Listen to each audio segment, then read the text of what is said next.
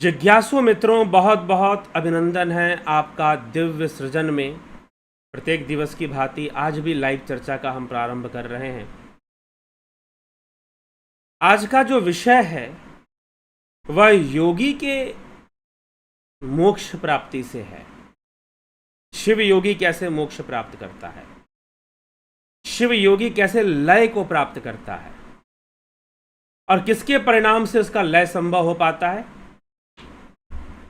किसके परिणाम से उसके जीवन का कल्याण संभव हो पाता है। तो पीछे जो सूत्र बताया गया, बीजावधानम, सिद्ध सत्व सिद्धि को प्राप्त करने वाला योगी, स्वातंत्र सिद्धि को प्राप्त करने वाला योगी, योगी ऐसी शक्ति को प्राप्त करता है कि किसी भी शरीर पर नियंत्रण कर सकता है, किसी भी शरीर पर नियंत्रण कर सकता है और उसके लिए उसे कुछ टेक्निक की आवश्यकता नहीं पड़ती। स्वाभाविक रूप से उसका नियंत्रण बन जाता है, स्वाभाविक रूप से तत्वों पर उसका नियंत्रण स्थापित हो जाता है।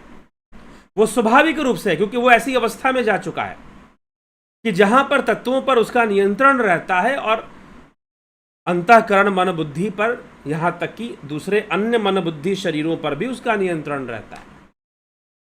और वो स्वाभाविक रूप से, उसे करने की जरूरत नहीं है, उसे कोई टेक्निक यूज करने की जरूरत नहीं है, वो रहता है। परंतु योगी को सावधान करते हुए बताया गया बीजावधानम, अर्थात योगी को चाहिए कि संपूर्ण ब्रह्मांड के मूल स्वरूप बीज रूप में बीज का ही वह ध्यान करे, बीज का ही वह ध्यान करे, वो अन्यत्र कहीं ध्यान ना करे। क्योंकि बीज का ध्यान करने से, बीज से जुड़े रहने से ही उसकी सारी स्वतंत्रता और सारी सिद्धियां हैं। और योगी जानता है इस विषय को, तो वो उसी में अपना अवधान करता है, बीज के प्रति ही वो सावधान रहता है। और इसका परिणाम क्या होता है, अगले सूत्र में इसके परिणाम के विषय में बताया गया है। इसके परिणाम के विषय में बताया गया कि यदि योगी बीजावधानम करता है तो क्या होगा। आसनस्था सुखम हृदय निमज्जति, पराशक्ति में सदा सावधान रहने वाला योगी आसनस्थ ही परमानंद रूपी संवित सिंधु में सुख से निमज्जित तन्मय होता रहता है। उसका लय उस ब्रह्म में होता रहता है। योगी का लय जो है उस ब्रह्म में होता रहता है और वह अपने लय की ओर आगे बढ़ते बढ़ते पूर्ण मुक्ति को भी प्राप्त करता है। तो योगी का लय कैसे होता है, इस बात को समझाने के लिए तभी होता है जब वो बीज के प्रति, अपने मुख्य उद्देश्य के प्रति सावधान रहता है। और बीज का अवधान कभी त्यागता नहीं है, बीज का अवधान कभी त्यागता नहीं है, बीज में लगे रहता है, तो वो लय को प्राप्त होने लग जाता है, उसका लय होता है। निमज्जति, निमज्जति मतलब मज्जन हो रहा है, उसका लय हो रहा है, वो उस ब्रह्म के साथ एक रूप हो रहा है। वह अपने भाव को खोकर उस ब्रह्म भाव में लीन हो रहा है, ब्रह्म में लीन हो रहा है। वो इस प्रक्रिया में चला जाता है, इस प्रोसेस में चला जाता है।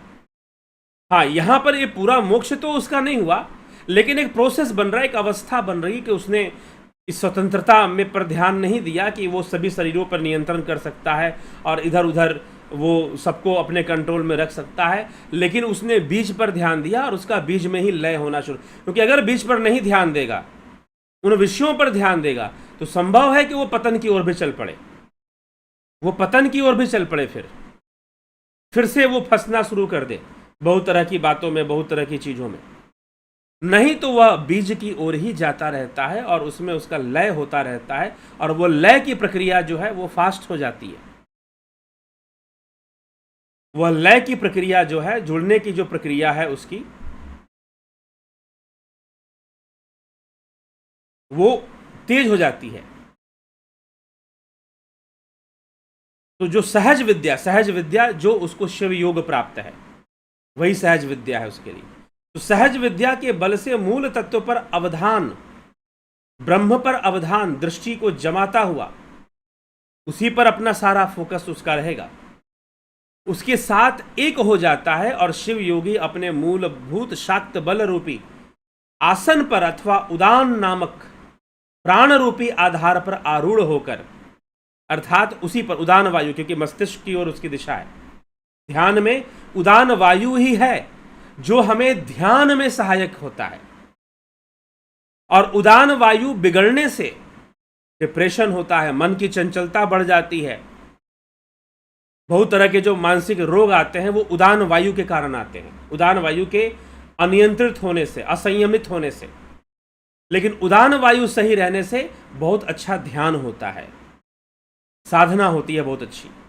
इसलिए यहां पर उदान नामक प्राण रूपी आधार पर आरूढ़ होकर, उस पर सवार होकर, उदान रूपी प्राण पर, उसी पर विश्रांत होकर, बिना हो प्रत्याहार आदि के कष्ट को झेले। उसके लिए अब प्रत्याहार धारणा नहीं रह जाता, वो तो समाधि में लीन हो रहा है, आराम से स्वमेव उस ब्रह्म रूपी परम शिव तत्व में अंतर्लीन होता रहता है।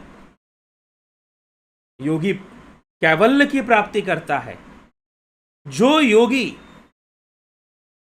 सिद्धियों में ना उलझकर बीज में ही ध्यान रखता है, वही ऐसे परम धाम की प्राप्ति करता है, वही ऐसी अवस्था को प्राप्त करता है। और अगर बीज को छोड़कर वह, अगर फिर भी, कहने का तात्पर्य बीजावधानम इसलिए पहले सूत्र बताया क्योंकि वहां पर भी संभावना है कि योगी थोड़ा सा इधर उधर जाकर पतन के मार्ग पे भी जा सकता है। इसीलिए प्रारंभ से बीज पर ध्यान रहना चाहिए। और रही बात योगी के द्वारा सिद्धियों का प्रसार होना, तो वो अपने आप ही होता रहता है, वो करने की जरूरत नहीं पड़ती, वो इंटेंशनली करने की जरूरत नहीं पड़ती। योगी के द्वारा उसका प्रसार अपने आप हो जाता है, क्योंकि वो तो हो चुका है। इसीलिए पहले भी मैंने कहा कि योगी को किसी को वश में करने की आवश्यकता नहीं है, क्योंकि ऑलरेडी उसके वश में सारी चीजें हैं, तो क्यों वश में करेगा। और वो क्यों है? बीजावधानम के कारण है, क्योंकि उसने बीज का ध्यान किया है, अपने आप को बीज से जोड़ के रखा है। बीज से जोड़ के रखा है, तो बीज से जोड़ के रखने के कारण ही उसका संपूर्ण नियंत्रण है। ठीक है, तो ये सब हमें बातों को समझना पड़ेगा, और हम समझेंगे तो निश्चय ही ये विषय स्पष्ट होगा। तो बीजावधानम का परिणाम क्या मिलेगा उसे? कि वो लय और परमानंद का अनुभव करेगा, उसका लय होगा। लेकिन अब लय होने का भी एक सिद्धि आ जाएगी। अब यहां पर भी, अब तो पहले देखिए उसको स्वातंत्र सिद्धि, स्टेप वाइज स्टेप बातों को समझाया जा रहा है। सहज विद्या को समझाया गया, वहां सिद्धियां आती हैं। फिर एक ऐसी अवस्था आती है जहां पर वो स्वतंत्र भाव हो जाता है, तो वहां सिद्धियां आ जाती हैं कि वो सारे शरीरों पे नियंत्रण कर सकता है, सभी वस्तुओं पे नियंत्रण उसका आ जाता है, स्वतंत्र हो जाता है शरीर के बंधन से और अंतःकरण के बंधन से मुक्त हो जाता है योगी स्वतंत्र भाव में। इसलिए उसको स्वतंत्र भाव कहा गया। अब जो है उसमें भी वो नहीं फंसा, स्टेप बाय स्टेप शिवसूत्र बताने की कोशिश कर रहा है। अगर वो उसमें भी नहीं फंसा और बीज पे अपना ध्यान रखता है, बीजावधानम में ध्यान रखता है, तो लय की प्रक्रिया में वो लय होना शुरू कर देता है और लय की प्रक्रिया से जुड़कर पूरी तरह से लय होकर मोक्ष को प्राप्त करता है। लेकिन अभी आगे की बात नहीं बता रहा है शिवसूत्र, अभी मात्र लय होने की प्रक्रिया पर ध्यान है कि मज्जन हो रहा है, लय हो रहा है, ठीक ना, लय हो रहा है, वो उसमें डुबकी लगा रहा है, डूब रहा है वो। मज्जन होने का मतलब क्या है? तो उसमें डुबकी लगा रहा है, उसका मज्जन हो रहा है। लेकिन उससे क्या होगा? अभी एक और सिद्धि आन पड़ेगी, एक और सिद्धि उसके अंदर आ जाएगी। कौन सी सिद्धि अब आएगी वो अगले सूत्र में हम चर्चा करेंगे, अगले सूत्र में हम देखेंगे। तो बीजावधानम का क्या परिणाम होगा उस विषय को यहां पे बताया गया। ठीक है जिज्ञासु, तो इस प्रकार से हम एक एक सूत्र को चर्चा करते हुए हमें कहाँ तक सूत्र पहुंचाता है, इन सब बातों को हम, कई बाधाएं योगी के जीवन में आती हैं, कई अवस्थाएं आती हैं, लेकिन अगर उसका ध्यान बीज पर है, अपने लक्ष्य पर है, संपूर्ण ब्रह्मांड का मूल कारण जो बीज ब्रह्म है उस पर ध्यान है, तो निश्चय ही वो कर लेता है। हाँ, संसार में वो रहे, ये योगी का विषय, ये भी ध्यान रखिएगा कि आप किसी को बाहर से देख नहीं पाएंगे, जज नहीं कर पाएंगे।